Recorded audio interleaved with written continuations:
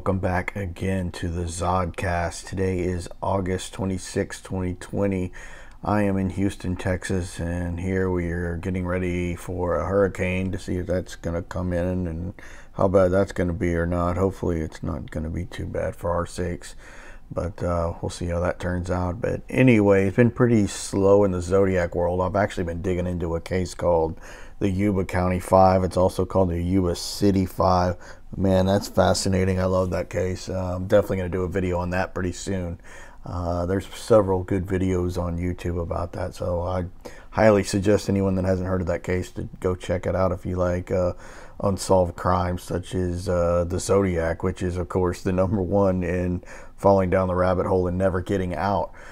But lately, things have been pretty slow on the Zodiac front. I know over on Black Box Online Radio, Ned's channel, he just had a video on about Xenophon Anthony. Of course, that's a Zodiac suspect from a while back. That all came up when, after the Paul Stein shooting in the Presidio, an 8-year-old boy saw this suspect not leaving the crime scene of Paul Stein, but in the pretty immediate area. So it was an eyewitness account. So he got immediately checked out, from what I understand. Fingerprints, questioned him. I don't know exactly what they found out about the guy, but police pretty quickly ruled this guy out. But he's being talked about again. I think because there's a lady on YouTube that says she saw one of the ciphers and his name's in the cipher all over it or whatever. And my thing about this guy is he is nowhere near close to physical descriptions of the Zodiac. If you look at pictures of him, there's several on the internet. His name's Xenophon Anthony, and he's looks very tall and very thin. And I think he passed away, I think in 2006, something like that. But you can even tell as an older man, this guy was really thin. And I think he was a very athletic guy in high school and stuff. He went to Harvard after high school, but in high school he lettered in track, basketball, and football. But to be able to run track and be good at basketball, he definitely looked like he was tall, thin, and athletic.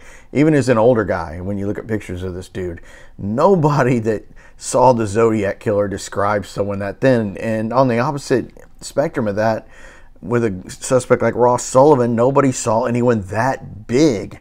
So when you have a suspect that's that far off of any witness descriptions, that, the credible witnesses that really did see him, like the Robbins kids at the Paul Stein shooting that were directly across the street. And then you have Mike Mougeot, of course, got shot up pretty bad, but he even described a stocky guy. But I'm always going back to Lake Berryessa, because I will contend that the best physical description of the Zodiac killer or the attacker at Lake Berryessa, if you think there was different people committing different crimes, or if Lake Berryessa was a one-off, you think, or a copycat, that's a whole nother video on that. But the best description comes from none other than Cecilia Shepard. Of course, she died 2 days later after the Lake Berryessa attack in September of 1969, but she gave a great description of the attacker to Deputy Dave Collins there at the scene. And Deputy Collins gives this account, and this is the Zodiac Speaking documentary that's on YouTube. And if you start watching it around the hour and 2-minute mark, he will start saying, giving this account of what Cecilia Shepard told him about what the Zodiac killer looked like. And before he gets into the description, Deputy Dave Collins explains that when he arrived at the scene, he found Cecilia Shepard in a fetal position by a tree. He noticed all the wounds she had. She said, how cold she was. Of course, she had lost a lot of blood, and it was cold outside. So Deputy Collins told Ranger White to go down to his car to get his heavy police jacket, which he did. He retrieved that jacket, and Deputy Collins gave that to Cecilia Shepard before she began to describe to him what the Zodiac looked like. So Deputy Collins asked Cecilia if she was able to see the Zodiac clearly before he put the hood on, and she told him yes. She did see what he looked like, and he said, "Could you tell what color hair he had?" And she said, "Yes, it was brown." And then Collins said, "What race was he?" And she said, "He was white." And Collins then said, "Well, what about his eyes? Could you see the color of his eyes?" And she said, "No, he had dark glasses on underneath the hood." She then reiterates to Deputy Collins that she could see his hair because it was coming down over his forehead and through the eye holes of the Zodiac mask. That's how she knew that it was brown hair. The most important thing was, after that, Deputy Collins goes to stand in the exact same spot that the Zodiac was so he can ask her to try to determine how tall the Zodiac was. And he tells Cecilia, I'm about 5 foot 10 inches tall. How tall would you say he was compared to my height? As he's standing there, and she said, about an inch or two taller than you. So that puts the Zodiac at 5'11", 6 feet tall. I mean, just for the record, Don Chaney was right at 6 feet tall. But this is important. And then he goes on to ask about the Zodiac's weight. And she said, he was overweight. He was bulky looking. And then Deputy Collins said, well, I'm about 170 pounds. How much more do you think he weighed than I did? And Cecilia said, well, if you're 170, he would have to be at least 20 to 30 pounds heavier than you, putting him right around 200 or so pounds. So that just destroys anybody looking at these really tall, thin suspects. So I definitely encourage anyone to go watch that video again, and that part about Deputy Dave Collins talking about the account of what the Zodiac looked like that came from Cecilia Shepard. And of course, Brian Hartnell agreed with everything she said. He saw the brown hair coming through the eyelets, which is very important. He also agreed with the size. He said that Zodiac looked like a walrus. He used that term. He did say that he had trouble pegging the Zodiac's height because he was so tall. He's 6'7". If you look at that one photo I put at the beginning of this video, that shows Brian Hartnell with his son and his grandson along with his father. They're all pretty tall people. You can tell his son looks like he's an inch or two taller than Brian. So man, that guy should have played for an NBA team or something like that. He's at least 6'8". So pretty amazing stuff right there. And of course, if someone has a suspect that's thinner or doesn't really match up to the physical descriptions that were given at 3 of the canonical Zodiac crimes, you just say that your suspect was wearing a thick jacket or some kind of thicker clothes. Well, the problem with that is a skinny person wearing thicker clothes looks like a skinny person wearing thicker clothes. I mean, they look thin in their face, around their neck. It's just, it's a stretch for me. I'm just saying it's a big hill to overcome when you have these tall, thin guys. They just go against everything that the witnesses saw in the Zodiac case. So you have to have like a ton of really good circumstantial evidence to overcome that. I mean, a lot of people hold it against Arthur Lee Allen that he's not a perfect match to the witness descriptions, and he's a lot closer than a lot of these tall, thin guys. So it's funny how they'll hold that against Allen with a ton of good circumstantial evidence for him, but hold it against him that he was totally bald and fatter than they described, and things like that. Like, Donald Falk said the man he saw at the Presidio that night was definitely not as heavy as Arthur Lee Allen. So it's just one of those things that I wanted to point out. And in addition to some of the physical descriptions that were given by Brian and Cecilia at the Lake Berryessa Zodiac attack, Brian also kind of gets into just the whole demeanor of the Zodiac, and he hones in on his clothes as well. And this comes from the police interview from Brian Hartnell after the attack. He said, well, like I say, he was dressed kind of sloppily, his pants real tight up here and his stomach kind of pooched a bit, I don't know. It's hard to say because I can't judge you being in a suit and all, and him not being professional looking at all. He could be about the same. It's hard to say. He was so sloppily dressed. And then officer said, Brian, you also mentioned a drawl. And well, not a drawl, an accent. Brian says, it was just something, I guess, his way of talking. It was something I couldn't repeat. It's like a song. Sometimes you know what you're going to say, but you just can't sing the melody worth a darn. And then the officer said, did he have a throaty voice or high pitch? Brian said, in between, but it was just a unique way of talking. The officer said, did he sound like an educated man? Brian says, heck no, I don't think so.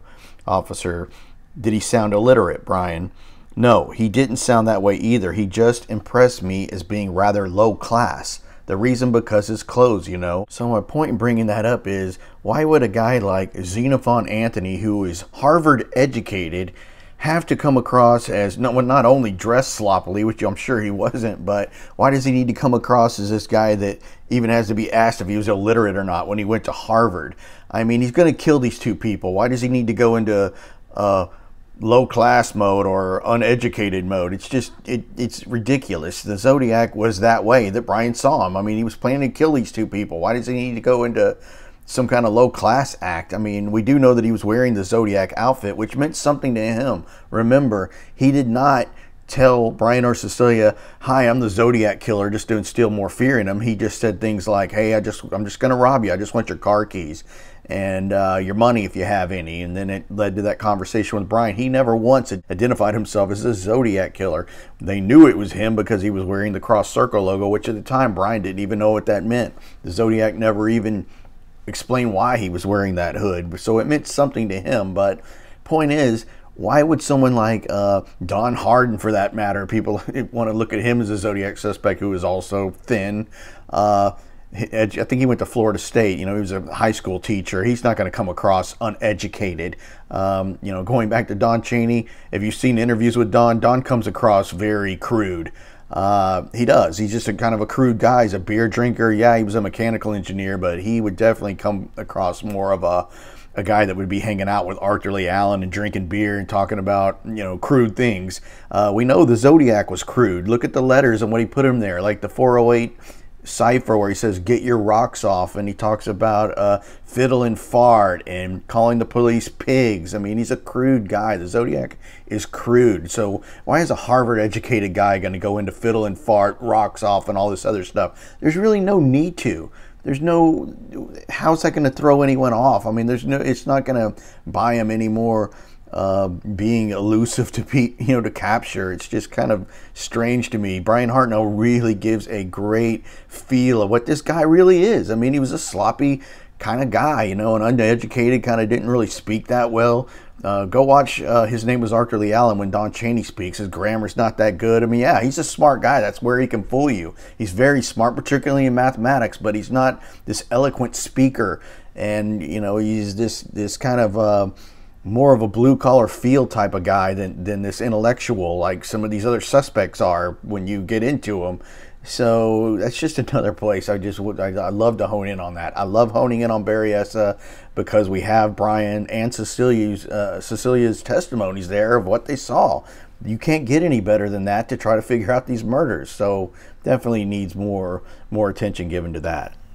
So moving on, I did add a photo of a new Zodiac Composite at the beginning of this Zodcast that someone put on the Zodiac group in Reddit, which I don't go to too often for obvious reasons, and I wouldn't suggest people spend too much time on there. There's definitely a lot of crazies, but I thought that was an interesting, I guess, multi-composite you would call it. It obviously uses the Presidio Heights sketch of the Zodiac and uses a couple others that are all kind of meshed in together, so I thought that was kind of interesting to check out. But while I was on Reddit, and it's always funny, I go there once in a while. Sometimes there's something worthwhile on the Reddit thread, and I very rarely ever comment on there unless I'm being talked about specifically, which happens from time to time. But someone threw out a new suspect on Reddit named Taylor Morris T-Ford, something like that.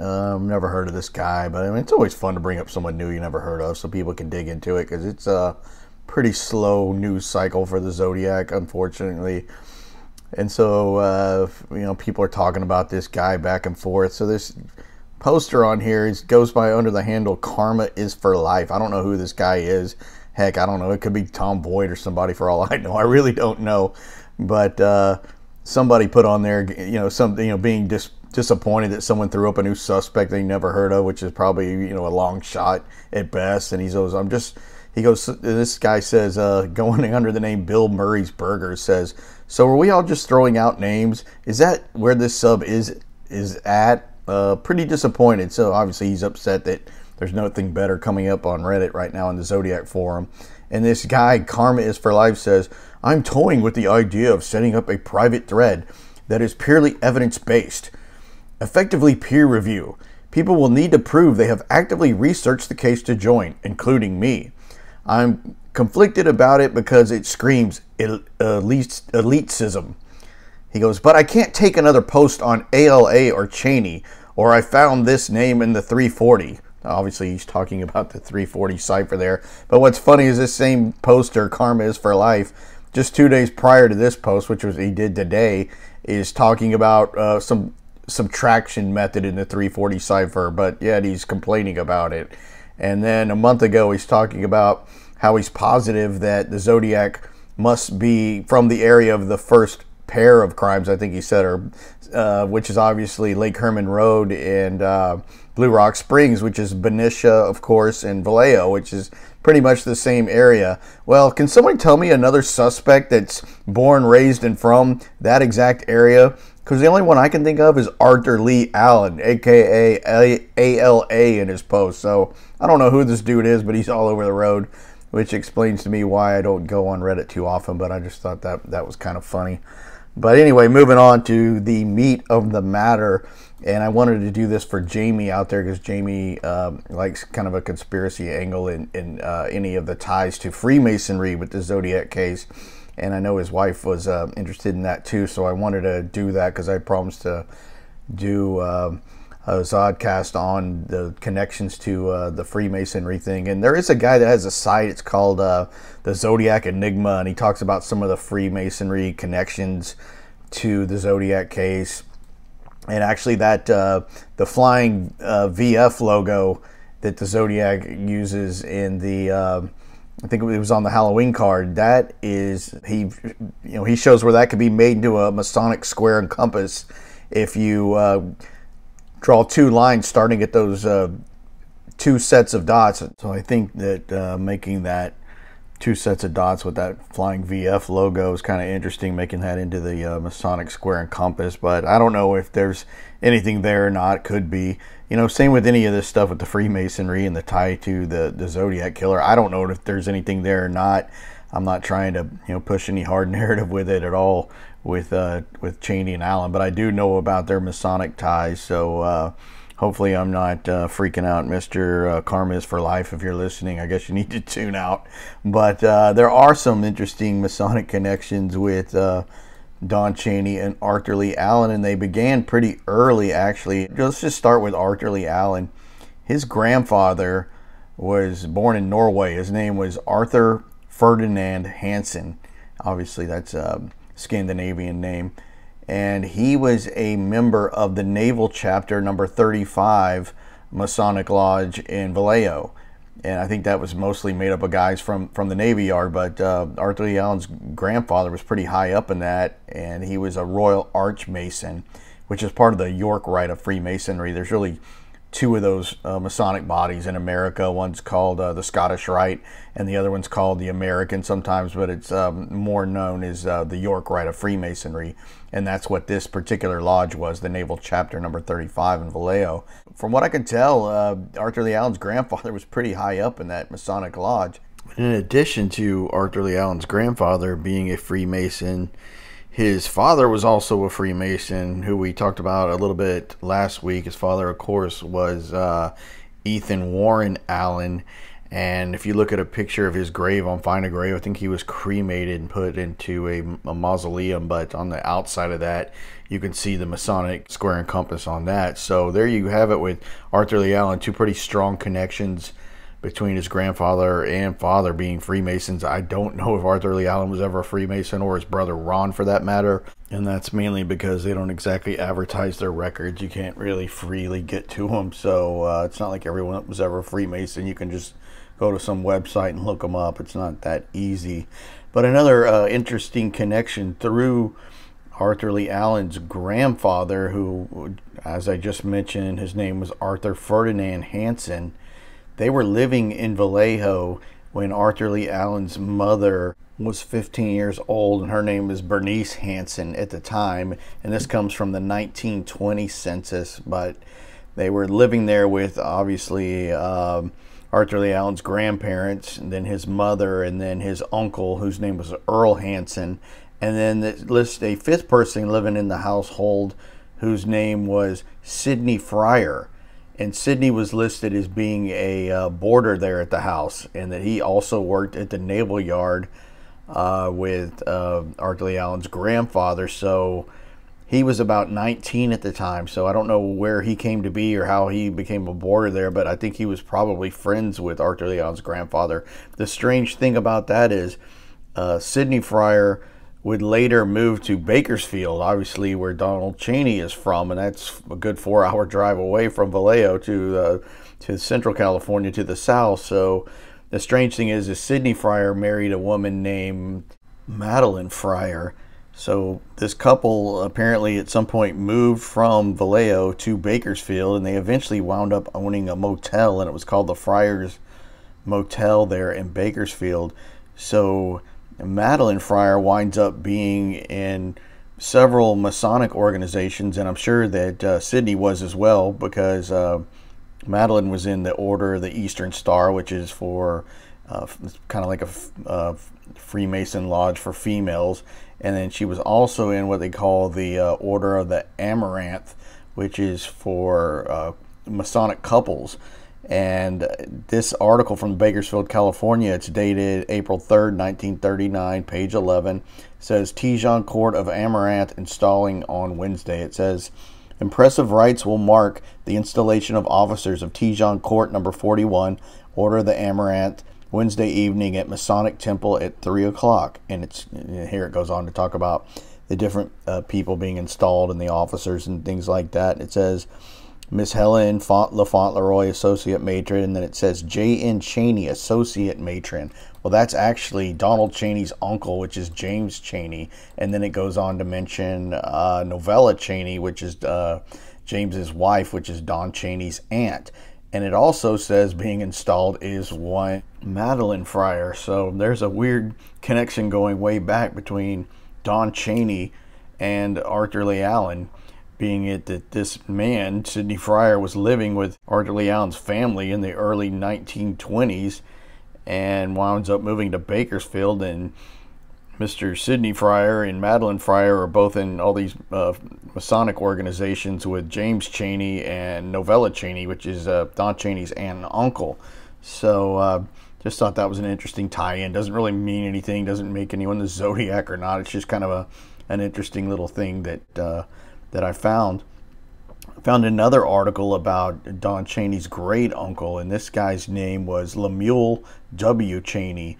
And this article also ran in the Bakersfield, California, and it says, it's titled Cheney is Dead. It said private services were held Monday in San Jose for pioneer Bakersfield jeweler Lemuel W. Cheney, 97, who died Saturday in Shell Beach. And it goes on to talk about Don Cheney's great uncle's life and what he did. He was in the jewelry business. Almost all of Don Cheney's family was in the jewelry business. Don was, of course, not. He was a mechanical engineer, but his father worked with watches. He did a lot of watch repair, and he actually made parts for wristwatches and grandfather clocks and stuff like that. But his uncles owned American Jewelry Company.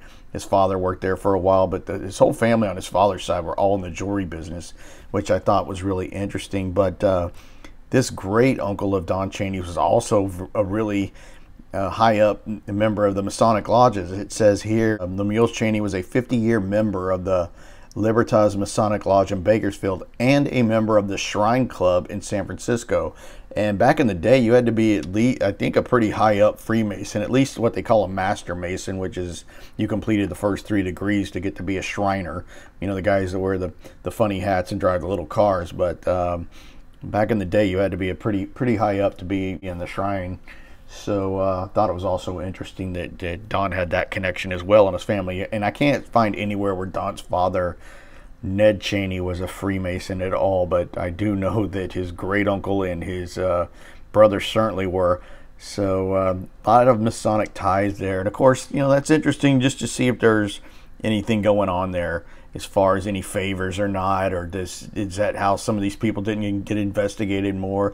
You know, Paul Avery had a suspect of his own that he was kind of cultivating to be the Zodiac killer. I don't know where he found him. I don't think the name was ever released who this was. It wasn't one of the popular known suspects that Avery was investigating, but he felt that this guy he was looking at was getting some breaks because he was a Freemason. I think the guy originally came from Texas and then moved out to the West Coast, San Francisco Bay Area in the early 60s.